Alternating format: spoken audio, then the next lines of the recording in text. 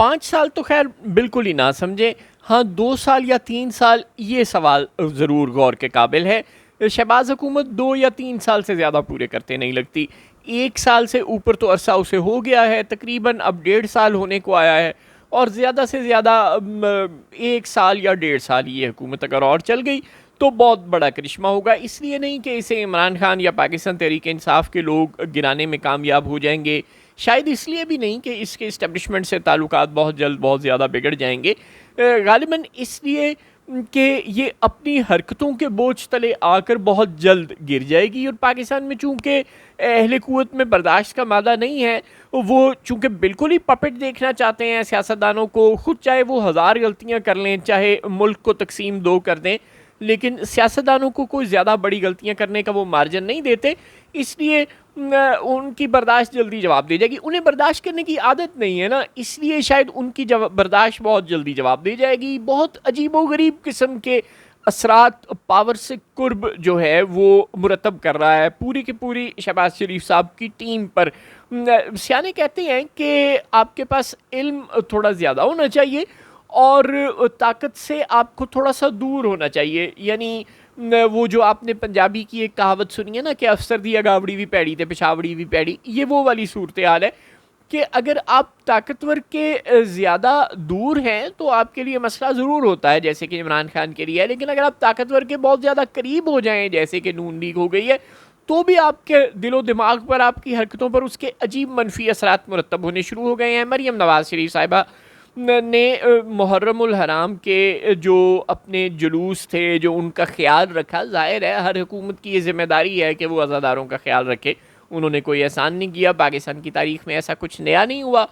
उन्होंने ख़ुद से अपने पैकेजेस बनवाए। जी हाँ, पहले ये होता था कि आप ये दिखाते थे कि मरीम नवाज़ या वज़ीर आज़म नवाज़ शरीफ या वज़ीर आज़म इमरान खान या सदर जनरल परवेज़ मुशर्रफ फ़लाँ जगह दौरे पर गए और वहाँ वो अवाम में घुल मिल गए, उन्होंने अवाम की शिकायत सुनी, उनके मौके पर अजाले के अहकाम दिए। इस तरह की वीडियोज़ आप देखते थे। ये वीडियोज़ अमूमन PTV वाले बनाया करते थे, सरकारी TV वाले बेचारे होते थे, या जब प्राइवेट TV चैनल्स का ज़माना आ गया तो जिस TV चैनल से ज़रा अच्छे ताल्लुकात होते थे उस हुकूमत के, वो उसके लोगों को साथ ले जाते थे कि चलो यार आओ तुम हमारे ज़रा 2-4 प्रमोशनल पैकेजेस बना दो।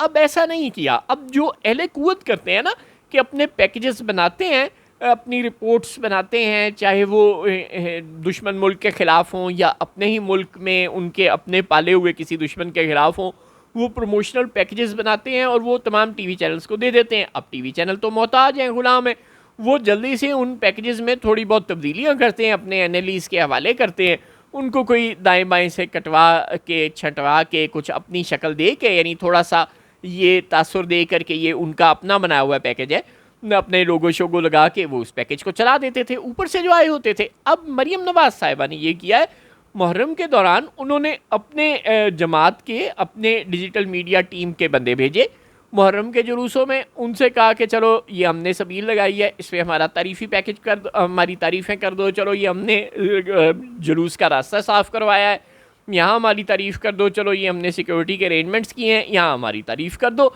वो उन्होंने अपने बंदे भेजकर उनसे तारीफ़ें करवाईं, अज़ादारों से अपनी, और फिर वो पैकेजेस तमाम TV चैनल्स, यानी कि ज़ाहिर जो जो उनकी बात मानता था उस TV चैनल को भेज दिए। और उन TV चैनल्स ने उनका जो बंदा इंटरव्यू कर रहा था उसको काट कर, आप गौर से देख लीजिएगा, याद कर लीजिएगा, 9-10 मुहर्रम को अब गुजरे अभी 4-5 दिन ही हुए हैं, आपको तमाम TV चैनल्स की YouTube चैनल्स पर, उनकी साइट्स पर वो वीडियोस, वो कटिंग्स मिल जाएंगी जिनके अंदर आपको रिपोर्टर नज़र नहीं आ रहा। अब TV चैनल अपने रिपोर्टर को क्यों नहीं दिखाता, वो क्यों छुपाएगा अपने रिपोर्टर को?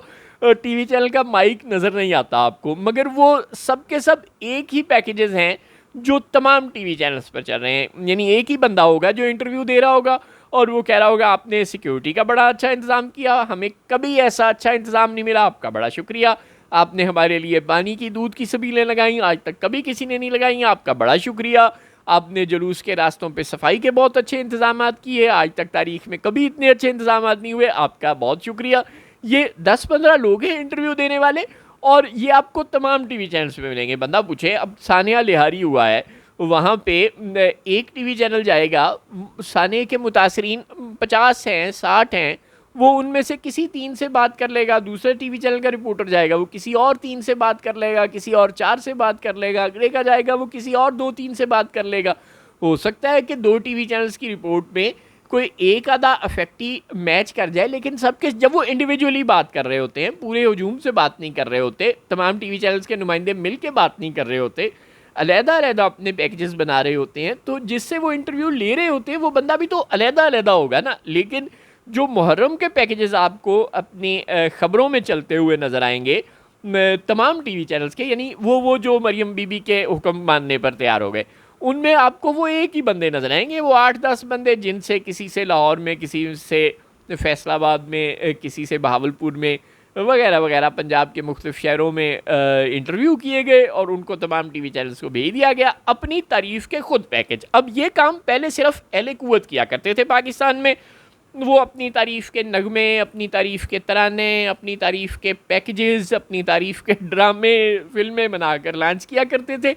अब ये काम पंजाब हुकूमत ने भी करना शुरू कर दिया है। बात यहाँ ख़त्म नहीं होती। मलक अहमद ख़ान साहब ने भी जो किया उन पर बहुत बुरी तनकीद हुई जब वो उन्होंने 26 बंदों को डी सीट करने के बाद भी वो नहीं रुके, यानी रेफरेंस भेजने के बाद वो सिकंदर सुल्तान राजा के पास चले गए, वहाँ उन्होंने तस्वीरें खिंचवाईं, उसको रेफरेंस हवाले किया और उसको कहा कि इन बंदों को निकाल दो, ये गुस्ताखी करते हैं।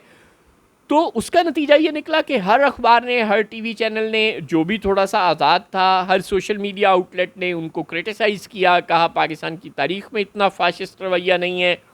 मलिक अहमद ख़ान साहब ने गुस्से में भर कर चार्ज होकर पागलों की तरह चीखते हुए प्रेस कॉन्फ्रेंस की पंजाब असम्बली में बैठ कर के मुझे पता है मेरे ऊपर बहुत लिखा गया, मेरे ऊपर बहुत कहा गया, कर लो मेरा जो करना है, मैं बहुत अच्छा आदमी हूँ, मैं बहुत अच्छा स्पीकर हूँ, मेरे से अच्छा स्पीकर पंजाब की, पाकिस्तान की तारीख़ में कोई नहीं आया, मैं अपोजिशन को टाइम देता था, मुझसे हुकूमती लोग नाराज़ रहते थे, लेकिन इन्होंने हदें पार की इसलिए मैंने किया। भाई उन्होंने नाजीबा गुफ्तगू की होगी, हदें पार की होंगी, वो बहुत बुरे लोग होंगे, लेकिन उसका कोई और भी तो तरीका होता है। सारी दुनिया में असम्बली में यही हो रहा है। कम से कम पाकिस्तान की तारीख में तो हम आपको याद दिला दें कि 1962 में असम्बली का एक स्पीकर शहीद भी हो चुका है। ज़ाहिर है उसको कत्ल कहना तो मुनासिब नहीं। जी हाँ, ये उस वक़्त के ज़माने में हुकूमत का जो दारुल हुकूमत है वो इस्लामाबाद या कराची हुआ करते थे और असम्बली का यानी पार्लिमानी जो कैपिटल है पाकिस्तान का वो ढाका हुआ करता था। और उस वक़्त जो असम्बली के स्पीकर थे पाकिस्तान की ढाका में, वो कुर्सी मार कर अपोजिशन के एक लीडर ने उनको कत्ल कर दिया था। गालिबन कोई शेर उनके नाम में आता था, नाम पूरा इस वक्त मुझे याद नहीं आ रहा। बहरहाल वो असम्बली के स्पीकर कत्ल भी हो चुके हैं पाकिस्तान में अपोजिशन के एहतजाज से।